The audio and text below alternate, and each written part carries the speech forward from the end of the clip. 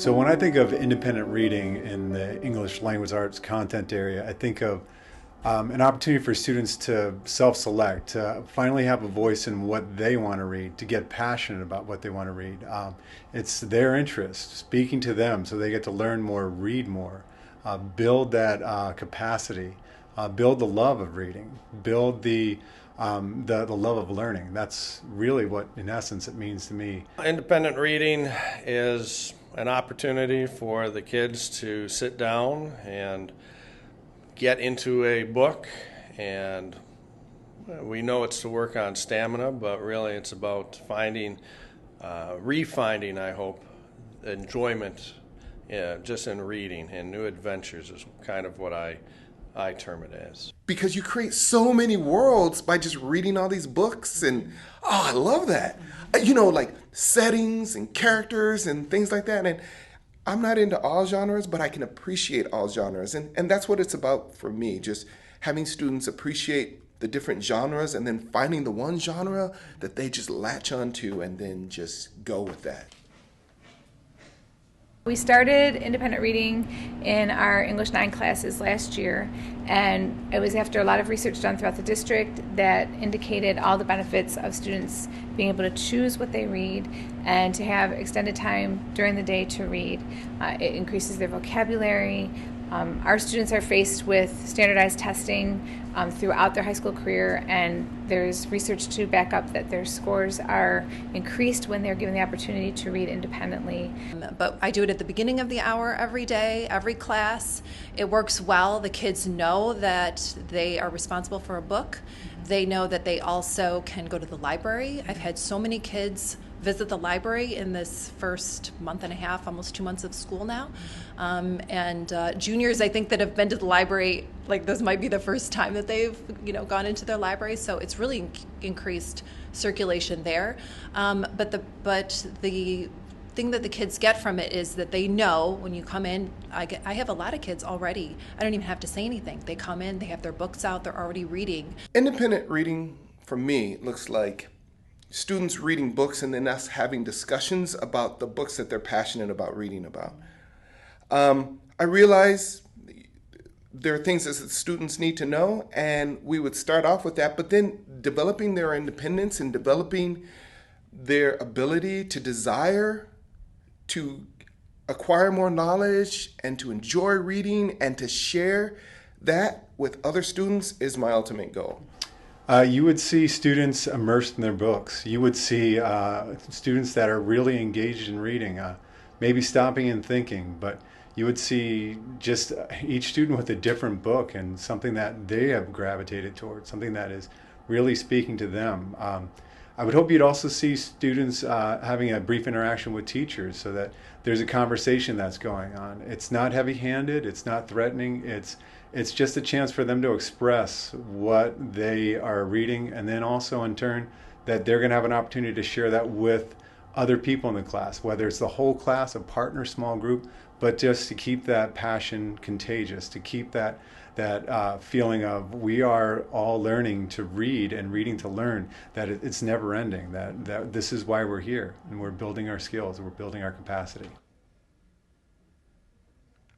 I'm using it in my classroom as a way to build stamina for the students, because the SAT that they are all taking as juniors, which is I teach mostly juniors, the SAT is so heavy with reading that they really need to build the ability to read over longer periods of time.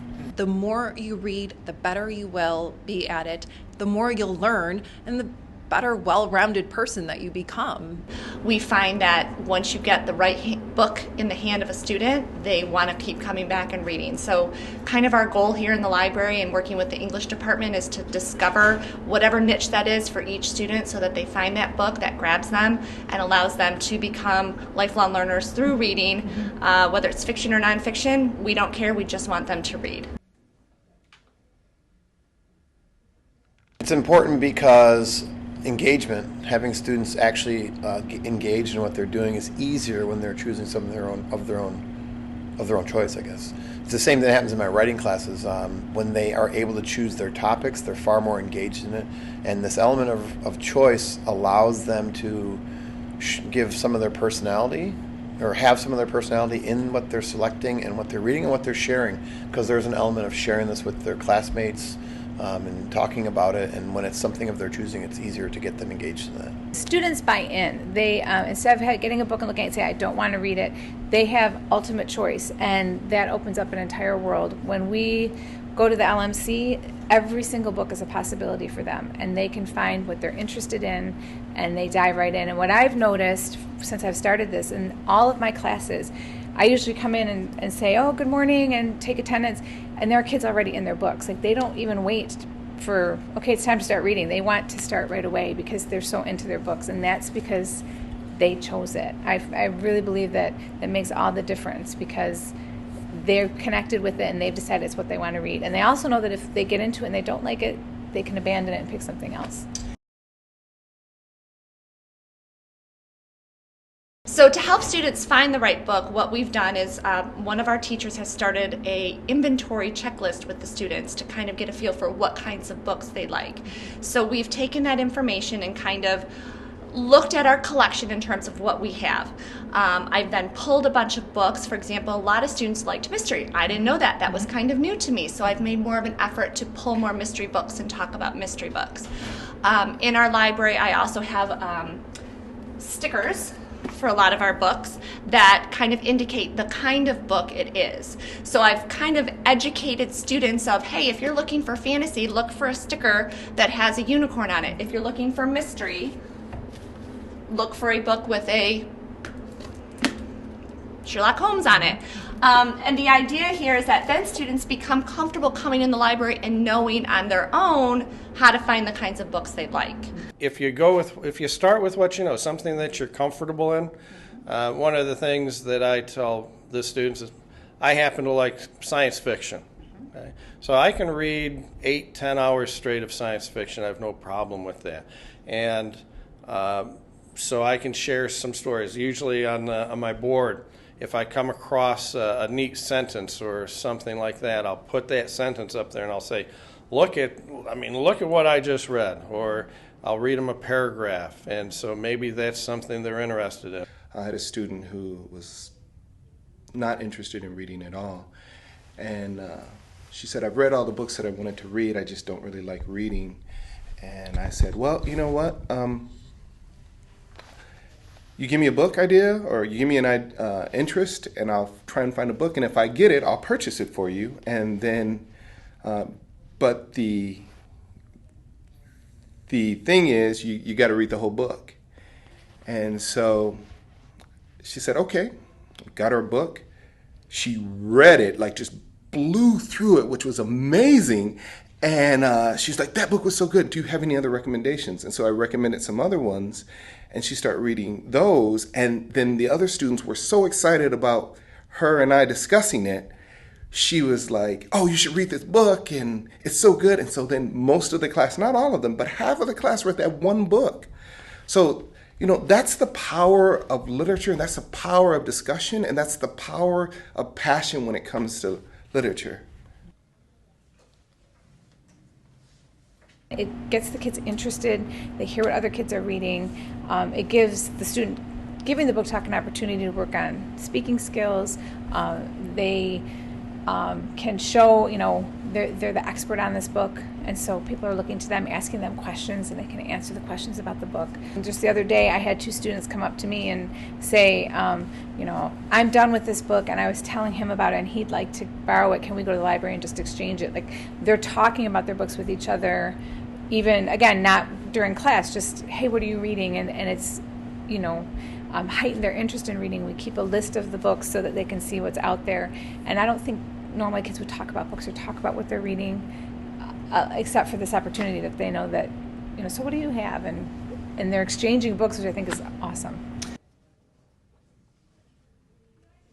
What I like to see is that kids are actually starting to engage with books. It's something I haven't seen probably in 20 years, that kids have books in their actual novels or books of interest in their backpacks that when they finish an assignment, they pull out their book to read. The kids that like reading, embrace it, they love it, they're the ones that I don't have to prompt.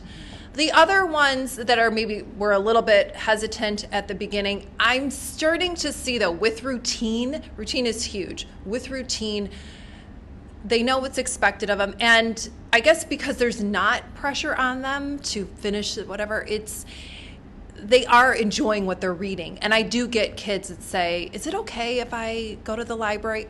Is it okay to go to the library? Yes, of course it's okay to go to the library. We definitely have more traffic coming through the library, both with actual classes coming down together with their teachers to find books, as well as students coming back in between to either return their book, exchange their book, renew their book. And what I encourage students to do is, if you're 50 pages in and you don't love your book, it's time to find a new book. You don't have to finish a book. It's okay. If it's not required reading, you need to love your book. And if you don't love it, let's get rid of it. So I've had more students come in before school, after school, during lunch, whatever it might be, to find maybe that book that they love to replace the book they don't love, or they love their first book so much they're coming back for the sequel. Overall, I think at the high school level especially, we really need to invest in independent reading. When we think of it, students at the elementary level, they have more choice in their assignments and in their reading, and they're just learning to read. And we can still say, even though now we're reading to learn at the high school level, we still need students invested in their reading. We still need them to get passionate, to get behind why it's so important to read. I love to read because it helps me to become a better writer and to use what the reader uses and put it in my own words and get different examples so I can become a better writer. And by reading, I also get more experience and I can learn new things. The benefits of spending more time reading is that I think that you get smarter the more you read and the more time that you read, and you can do a lot better on tests. And it's just really cool to just read a long time. I just like getting in bed and then reading the book. Like, it's nice and quiet, and then you're just like, the first 5 pages it's like kind of hard to get into, but then like after like 10 you're like, okay, and then you just zone out and you're just reading. Well, getting to read what you like to read is like awesome because you get to read what you enjoy and then you get more into the book.